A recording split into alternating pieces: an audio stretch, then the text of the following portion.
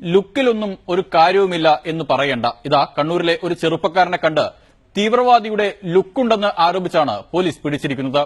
ആ വാർത്തയിലേക്ക്.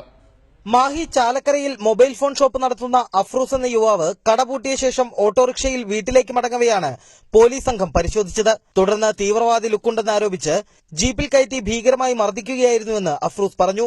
രാത്രി 10ഓടെ പിടികൂടിയ അഫ്രൂസ് കസ്റ്റഡിയിലുള്ള വിവരം 12 മണിക്ക് ശേഷമാണ് വീട്ടുകാരെ അറിയിച്ചത്. തുടർന്ന് വീടിനടുത്തുള്ളവരും പരിസരവാസികളും സ്റ്റേഷനിലെത്തി അഫ്രൂസിനെ വീട്ടിലേക്ക് കൂട്ടിക്കൊണ്ടുപോയി. എന്നാൽ അസഹനീയമായ വേദനയെ തുടർന്ന് ആശുപത്രിയിൽ എത്തിക്കുകയായിരുന്നു. ഞാനങ്ങോട്ട് പോയി.